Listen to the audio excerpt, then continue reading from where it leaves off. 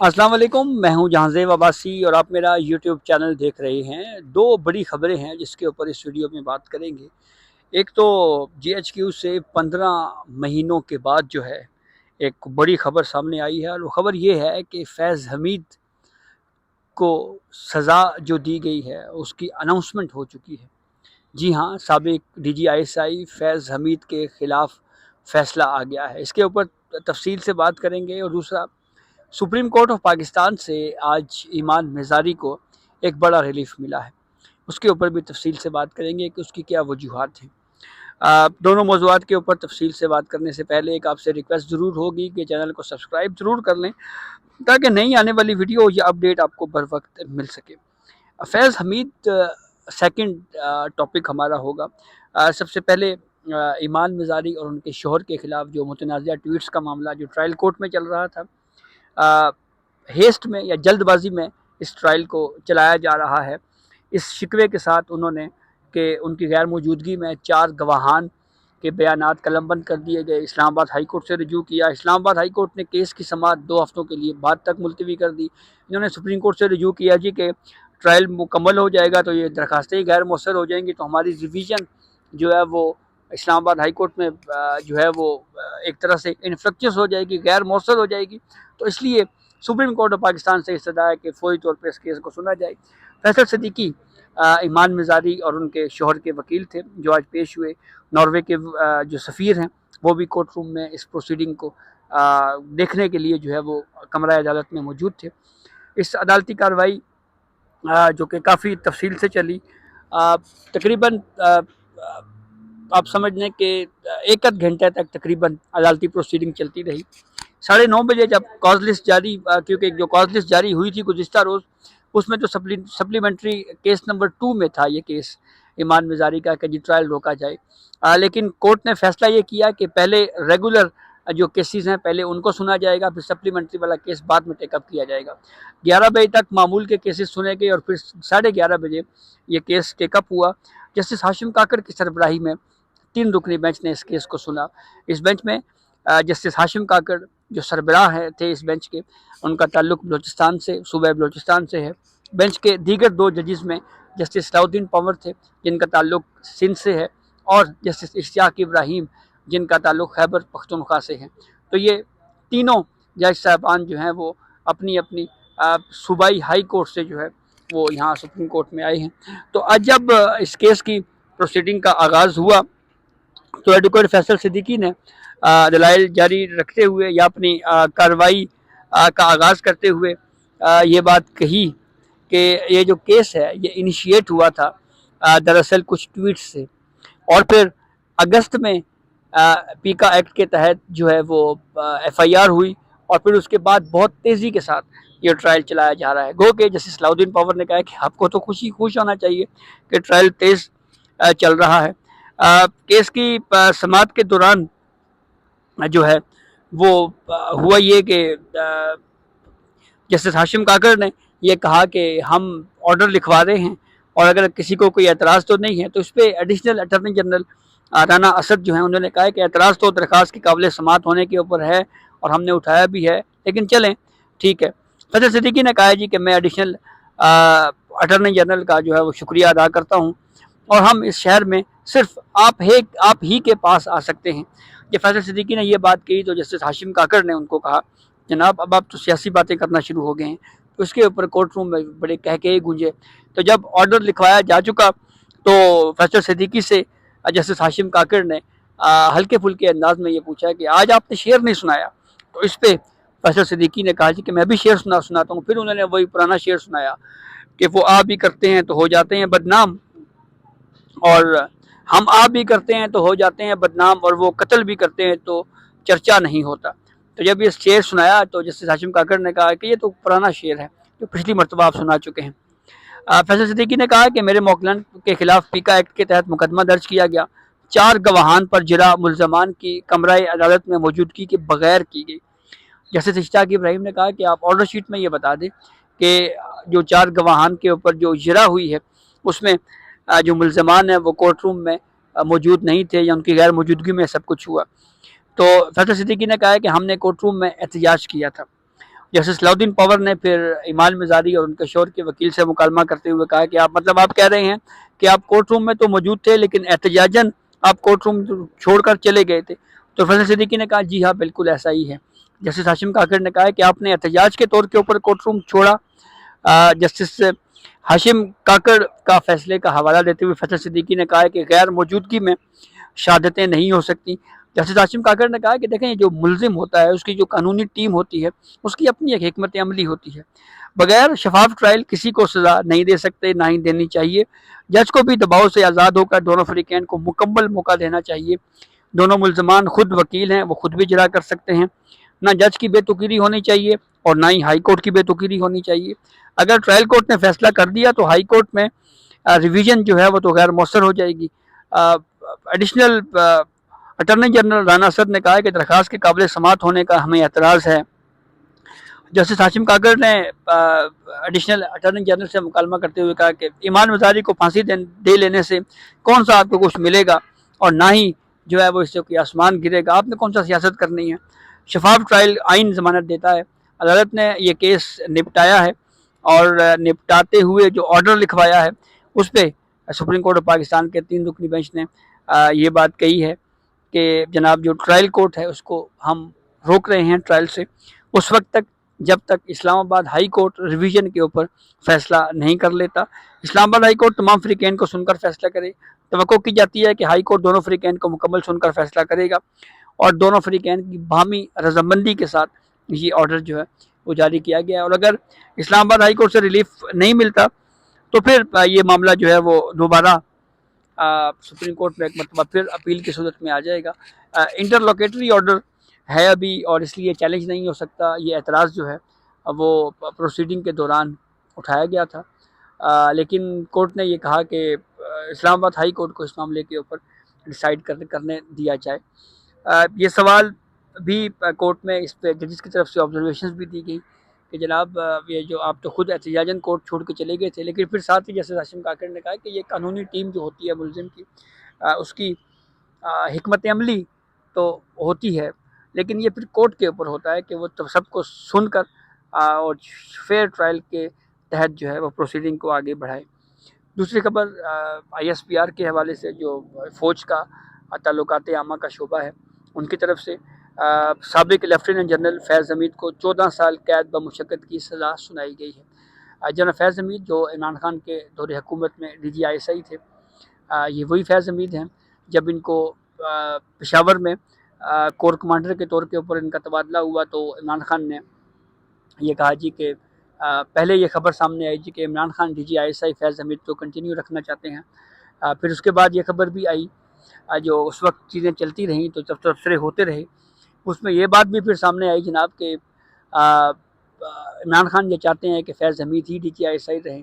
پھر اس کے بعد کہ جی میں نے DGI اگلا کون ہوگا اس کے لیے انٹرویوز کرنے ہیں وہ ساری چیزیں چلتی رہی. تو اس وقت زبان زد عام یہ کہانیاں تھیں کہ جی عمران خان جو ہے وہ فیض حمید کے ساتھ مل کر کوئی 10 سالہ پروجیکٹ جو ہے وہ یا اس کی پلاننگ کی جا رہی ہے.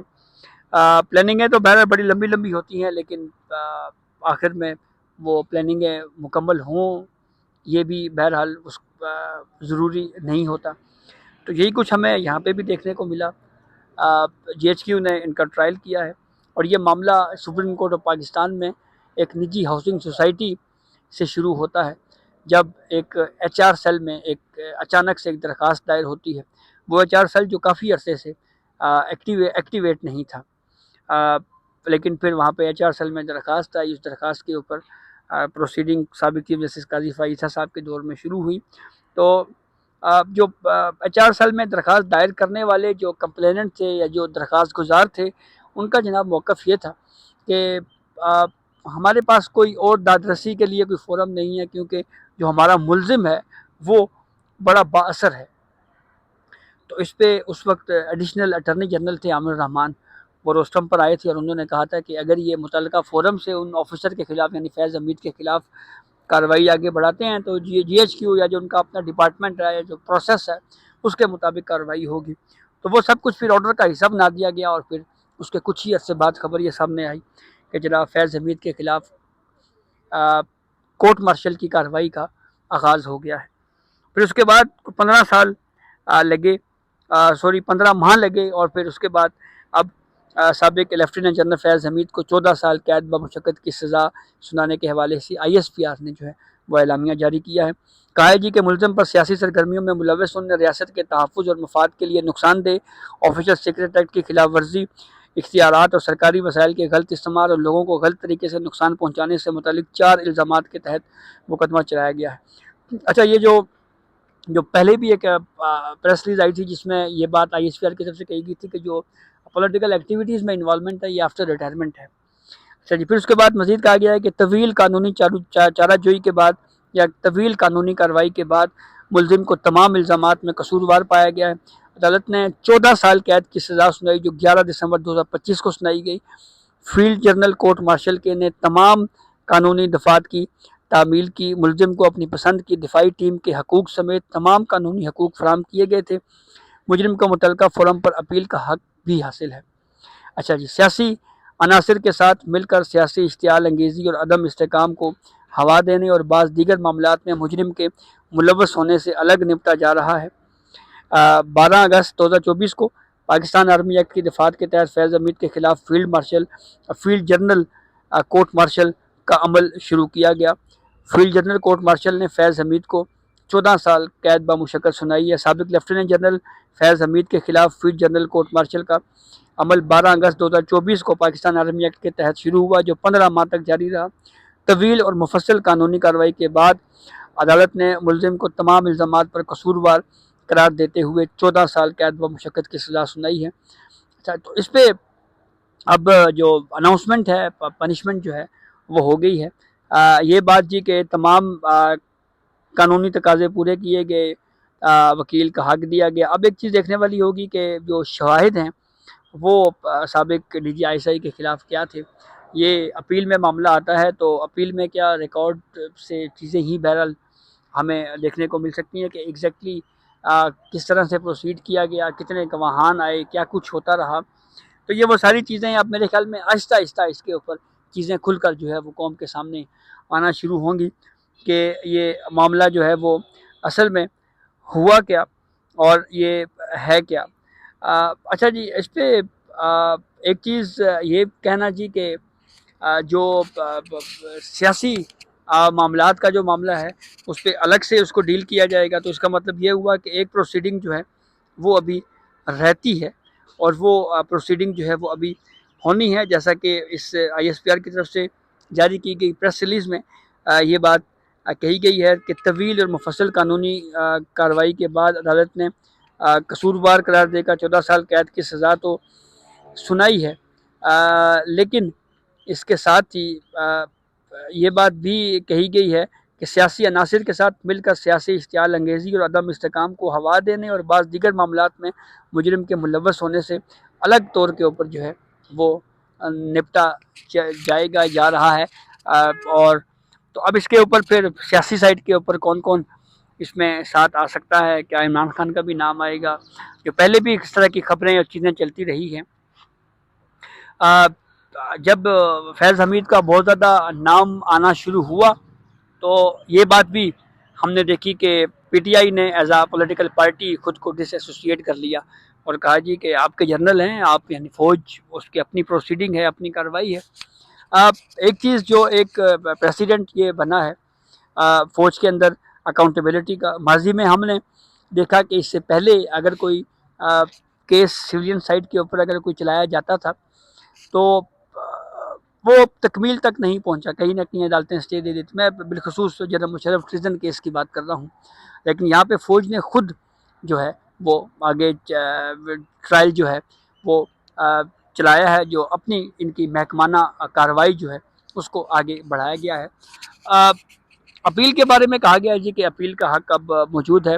اب اگر یہ معاملہ ظاہری بات ہے اگر کہیں پہ ہائی کورٹ میں اگر آتا ہے تو ایک چیز یہ بھی میرے خیال میں اس پہ تنقید ہو بھی سکتی ہے کہ جو 9 مئی میں جن لوگوں کو سزائیں ہوئیں ان کے خلاف اپیلوں والے معاملے میں یہ بات بھی کہی گئی جی کہ جہاں پہ سپریم کورٹ نے یہ کہا جی کہ ان کو اپیل کا حق دینے کے لیے جو ہے وہ ہم دیں گے، اس پہ کچھ امپلیمنٹیشن ہمیں فیڈرل گورنمنٹ کی طرف سے ہوتا ہوا نظر نہیں آیا۔ وہیں پہ یہ بات بھی دیکھنے والی ہوگی کہ اس ساری صورتحال میں اگر اپیل آتی ہے، بالخصوص ہائی کورٹ میں آتی ہے، تو اگر وہ بہت جلدی لگ جاتی ہے تو پھر اس کے اوپر بھی سوالات اٹھیں گے۔ اس کے ساتھ ساتھ یہ بات بھی اہم ہے کہ اس ساری پروسیڈنگ میں اب اس میں سے کچھ مزید کیسز بھی نکلنے کا، جیسے میں نے آپ کو یہ پورشن پڑھ کے سنایا، اس میں یہ کہا گیا ہے جناب کہ اس معاملے کے اوپر جو ہے وہ سیاسی گٹھ جوڑ کا جو معاملہ ہے اس کے اوپر الگ سے جو ہے وہ اس معاملے کو نپٹا جا رہا ہے۔ تو اس سے یہ بات بالکل کلیئر نظر آ رہی ہے کہ جی یہ معاملہ اب یہاں پہ رک نہیں رہا، بلکہ یہاں سے آگے بڑھے گا، اور آگے پروسیڈنگ میں جو سیاسی طور کے اوپر پی ٹی آئی کے لوگ کیا اس میں انوالو ہوں گے نہیں ہوں گے، جیسے میں نے عمران خان کے حوالے سے آپ کو کہا کہ پہلے بھی یہ خبریں آتی رہی ہیں، بالخصوص 9 مئی کے حوالے سے بھی گو کہ ایک سوال جو ہے وہ D G I S P R سے ہوا اس وقت کہ کیا کوئی اور جو مرکزی کردار ہیں کیا ان کے خلاف 9 مئی میں کوئی ملٹری ٹرائل ہو رہا ہے، ہو سکتا ہے۔ تو اس وقت انہوں نے کہا کہ شاید وہ صرف پی ٹی آئی کے کارکنوں کی حد تک سوال کو سمجھا گیا اور وہی جواب دیا کہ نہیں جی وہ بس وہ جو ہونا تھا وہ ہو چکا ہے۔ تو اب یہ اس ساری صورتحال میں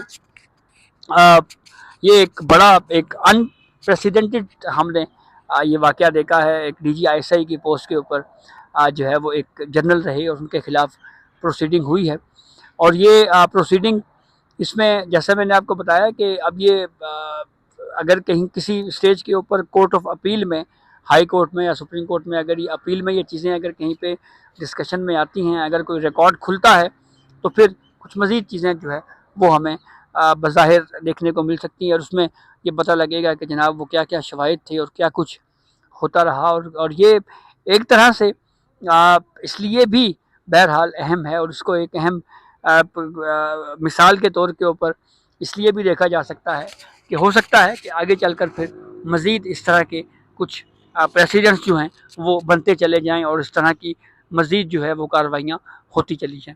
تو دیکھیں اس معاملے کے اوپر کیا بنتا ہے، اسی سے جڑی ہوئی کہ مزید ڈیٹیل بھی آپ کو جیسے جیسے کوئی تفصیل سامنے آئے گی اس حوالے سے آپ کو اپڈیٹ کرتے رہیں گے۔ تو یہ اب تک کی اپڈیٹ تھی جس سے ہم نے آپ کو آگاہ کیا، اپنے فیڈ بیک سے ہمیں ضرور آگاہ کیجیے گا۔ اجازت دیجیے، اللہ حافظ۔